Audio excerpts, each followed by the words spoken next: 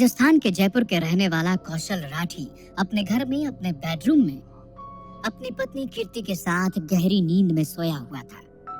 ये आधी रात का वक्त था और शहर का लगभग हर बाशिंदा इस वक्त नींद के आगोश में था। लेकिन कोई तो था जो दबे पांव उसके घर में घुस आया था। घर के पिछले दरवाजे से घुसे इस शख्स के हाथों में एक गन थी। वो सीधा कौशल राठी के बेडरूम में पहुंचा और उसने कीर्ति को आवाज दी। उसकी आवाज सुनकर कीर्ति और कौशल दोनों की ही आंख खुल गई। मौत को सामने देखकर उनके होश उड़ गए। कौन हो तुम? कौन हो और मेरे घर में कैसे घुस आए?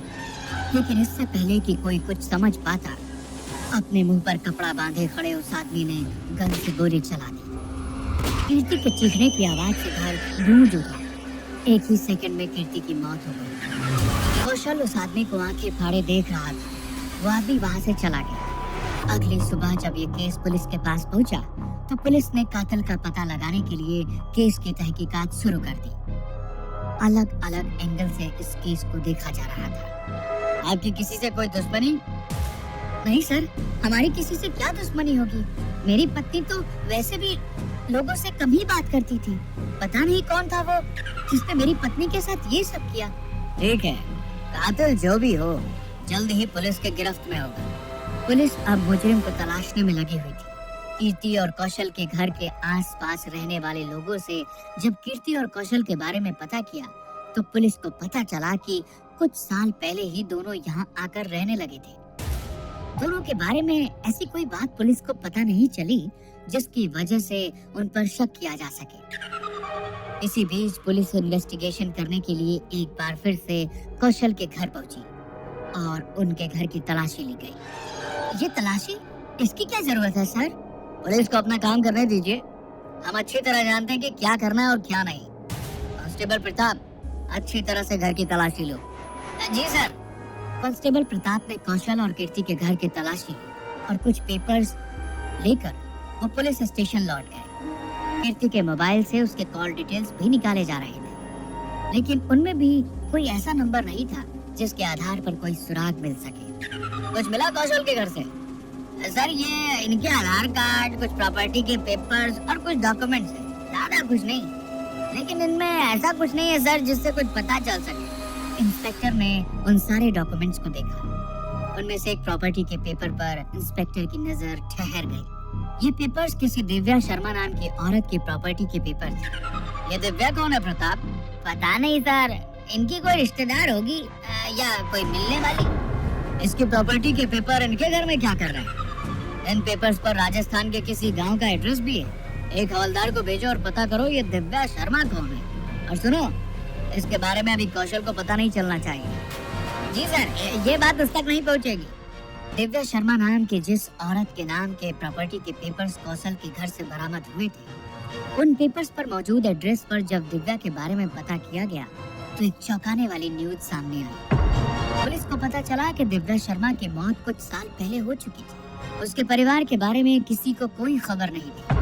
पुलिस का शक अब पूरी तरह से कौशल पर आ गया था, क्योंकि एक ऐसी लड़की जो इस दुनिया में नहीं थी, उसके नाम के पेपर्स कौशल के घर से मिले थे और दूसरा उसकी पत्नी का भी किसी ने मर्डर कर दिया था। पुलिस को लग रहा था कि हो न हो इन सब में शायद कौशल का ही हाथ था। केस की तहकीकात आगे बढ़ी और पुलिस को पता चला कि कीर्ति एक फैक्ट्री में काम किया करती थी।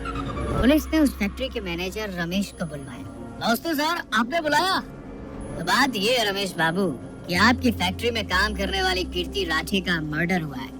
हम जानना चाहते हैं कि क्या आपको उसके बारे में कुछ पता है? मतलब इतने टाइम से आप क्या काम कर रही थी, वो किसी से लड़ाई झगड़ा या कोई और बात? नहीं सर, ऐसा तो कुछ भी नहीं था। अब वो ज्यादा किसी से कुछ बात ही नहीं करती थी, चुपचाप अपना काम करती रहती थी, अपने बारे में भी कभी बात करती थी सर। और कुछ जो आपको याद हो? सर, एक बात है, जब वो जॉब के लिए मेरे पास आई तो मैंने उससे डॉक्यूमेंट्स मांगे थे, क्योंकि बिना डॉक्यूमेंट्स के हम किसी को भी नौकरी नहीं देते सर। उसने कहा उसके सारे डॉक्यूमेंट्स खो गए हैं सर। फिर मैंने तरस खाकर उससे काम पर रख लिया। पिछले 3 साल में कभी कोई शिकायत उसकी तरफ से नहीं आई तो हमने भी कुछ नहीं कहा। आपको ये तो पता होगा ना, ये कानूनन गलत है। जी सर, गलती हो गई सर, लेकिन वो अच्छी औरत थी सर। पुलिस ने फैक्ट्री के मैनेजर को जाने दिया। पुलिस की समझ में अभी तक नहीं आ रहा था कि आखिर ये सब किसने किया और क्यों किया। दिव्या शर्मा के बारे में जानने के लिए पुलिस ने कौशल को पुलिस स्टेशन बुलवा लिया। ये दिव्या शर्मा कौन है?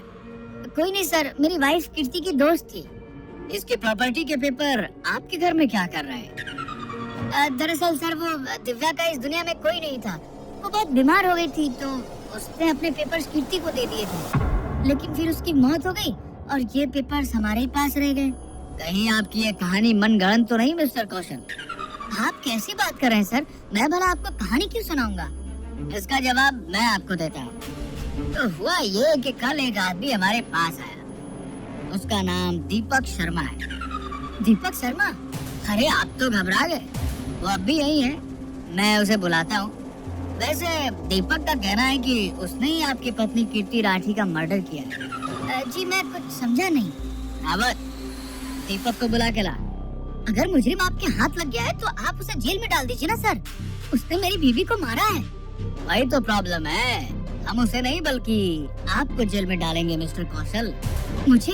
लेकिन क्यों? तब तक कांस्टेबल रावत दीपक को वहाँ पर लेकर आ गया। दीपक खुद आपको बताएगा कि इसे कीर्ति के मर्डर की क्यों सजा नहीं होगी, क्योंकि कानून के मुताबिक जिसके मर्डर में मैं एक बार सजा काट चुका हूँ, दोबारा उसके लिए मुझे सजा नहीं हो सकती। ये सब झूठ है।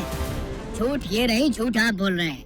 कीर्ति राठी और दिव्या शर्मा एक ही औरत थी। दिव्या शर्मा यानी दीपक शर्मा की पत्नी, जिसके मर्डर के झूठे इल्जाम में दीपक को सजा हुई। लेकिन फिर कुछ खास सबूत न मिलने के कारण 3 साल बाद इसे जमानत मिल गई। जब मैं बाहर आया तो पता चला मेरी पत्नी दिव्या यहाँ जयपुर में अपनी प्रेमी के साथ शादी करके रह रही है। उसने अपनी मौत का नाटक किया और मुझे जेल में डलवा दिया। प्लानिंग तो अच्छी थी मिस्टर कौशल आपकी, लेकिन क्राइम कभी छुपता नहीं है। हम चाहकर भी दीपक को कीर्ति के मर्डर की सजा नहीं दे सकते, क्योंकि कानूनन कीर्ति की मौत 3 साल पहले ही हो चुकी है।